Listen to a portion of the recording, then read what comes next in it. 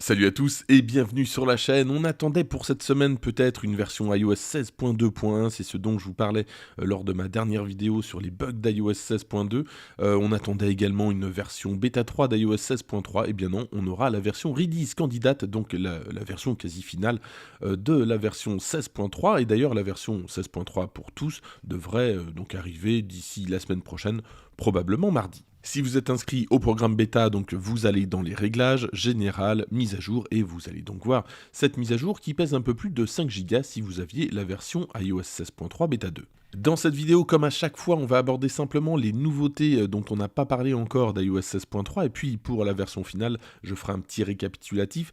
Objectivement, entre la version release candidate d'aujourd'hui et donc la version finale dont on parlera dans quelques jours, comme ça me laissera un petit peu plus de temps pour voir le comportement de la batterie, il n'y aura pas beaucoup de changements puisque ce qui va changer, hein, on en a parlé, c'est notamment les clés de sécurité et puis également l'intégration pour tout le monde du chiffrement de bout en bout des données iCloud. Ça, on en avait déjà parlé avec iOS 16.2, mais c'est disponible uniquement aux États-Unis. Alors pas mal de correctifs avec cette version et malheureusement pas beaucoup de correctifs par rapport au bug dont je vous avais parlé. Celui-ci donc concerne Freeform, je vous en avais pas parlé. Lorsqu'on fait un trait, que ce soit avec le pencil ou avec le doigt, parfois lorsqu'on partage le document, le trait n'apparaît pas, c'est corrigé avec cette version. Autre bug, ça concerne uniquement les iPhone 14 Pro Max, avec des stries à l'écran, des stries horizontales. Alors Apple n'explique pas, en tout cas explique que le bug est corrigé, mais n'explique pas ce qui se passait. Ça semble donc corrigé avec cette version iOS 16.3, version release candidate. Autre correctif, le fond d'écran, lorsqu'on était sur l'écran verrouillé, pouvait apparaître en noir. Donc c'est corrigé également avec cette version. N'hésitez pas à me dire dans les commentaires si vous aviez eu ce problème.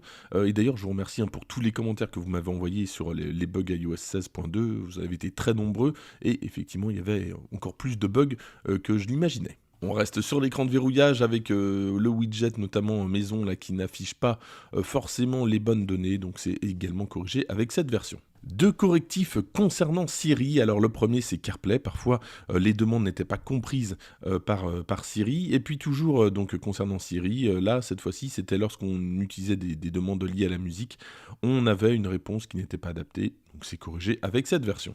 Et puis une petite nouveauté quand même avec cette version release candidate, on va dans les réglages, on va dans fond d'écran, et on a donc ce nouveau fond d'écran qui fait son apparition, un fond d'écran Unity, voilà, donc qui vient s'ajouter au précédent qu'on avait déjà. Donc on se retrouve avec deux fonds d'écran de ce type-là. Et puis on verra que quelques news côté Apple, notamment avec ce nouveau firmware, le 5B59 qui fait son apparition pour les AirPods, alors pas pour tous les AirPods, mais pour la plupart des modèles. Alors Apple ne dit rien côté note de version, donc on ne sait pas exactement à quoi sert ce firmware. N'hésitez pas à me dire si ça changeait quelque chose pour vous, puisqu'il y a pas mal de problèmes de batterie, notamment avec les AirPods. Je pense quand même que s'il y a un correctif de ce côté-là, ça sera plutôt avec une mise à jour iOS. Et puis, autre nouveauté dont on n'a pas parlé d'iOS 16.3, c'est le support des HomePod de seconde génération. Vous avez bien entendu, vous le savez, hein, les nouveaux HomePod sont disponibles. Alors objectivement, hein, donc le prix a un petit peu augmenté, 349 au lieu de 329. Et puis, comme ça, hein, il n'y a pas à part le capteur de température et d'humidité, il n'y a pas de nouveauté, en tout cas flagrante, esthétique, par rapport à la première génération. Tout se passe à l'intérieur, donc un meilleur son, etc. Et ça me fait un petit peu rigoler parce que je vois pas mal de sites qui disent justement, oui, c'est vrai que le premier HomePod, le son était pas génial, c'est bien qu'ils améliorent. Je pense que ces mêmes sites disaient il y a quelques années que le son était exceptionnel. Bon bref, c'est toujours un petit peu comme ça. Pour l'instant, en tout cas, donc des livraisons à partir du 3 février. Donc si vous voulez acheter le nouvel HomePod, donc qui sera compatible avec iOS 16.3. Et toujours concernant les HomePod, mais cette fois-ci les HomePod mini, très bonne nouvelle puisque iOS 16.3 va activer en fait les capteurs d'humidité et de température dont je vous parlais avec le HomePod précédemment, mais sur les HomePod mini, puisqu'il y a des capteurs de température et d'humidité, donc vous allez pouvoir gérer, en tout cas savoir la température sans racheter d'accessoires supplémentaires. Donc finalement, pas mal de bonnes nouvelles côté musique chez Apple avec ce nouvel HomePod, et puis donc ces correctifs sur le HomePod mini. Et puis je vous en ai parlé sur Twitter dès la sortie de la précommande. De nouveaux MacBook Pro sont disponibles, de nouveaux Mac Mini sont également disponibles, notamment le Mac Mini M2 qui me semble quand même intéressant puisque le prix me semble à baisser puisqu'on est à 700 € contre 800 je crois pour l'entrée de gamme M1. Donc c'est vrai que le Mac Mini à 700 € en M2, je pense que ça peut enfin être une bonne alternative.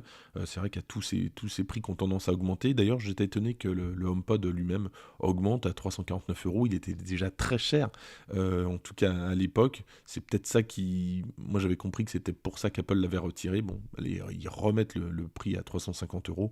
On verra comment se comportent les ventes du nouvel HomePod. Voilà donc pour les nouveautés d'iOS 16.3 version release candidate. Et puis dans quelques jours évidemment, lors de la sortie d'iOS 16.3 pour tout le monde, je vous ferai une vidéo récapitulative de toutes les nouveautés et de tous les correctifs. Et puis on n'en a pas parlé, hein, mais évidemment le problème de batterie, puisqu'il y a pas mal de batteries avec iOS 16.2 sur les iPhones, pour l'instant moi je ne le constate pas, je ne l'ai pas constaté d'ailleurs avec les versions précédentes, mais ça me laissera quelques jours pour être un petit peu plus sûr, pour voir s'il n'y a pas une baisse ou alors peut-être même une amélioration. Ça je vous en parlerai lors de la version finale. Merci en tout cas d'avoir suivi cette vidéo jusqu'au bout, n'hésitez pas à la liker, à la partager, à vous abonner, moi je vous dis à très bientôt.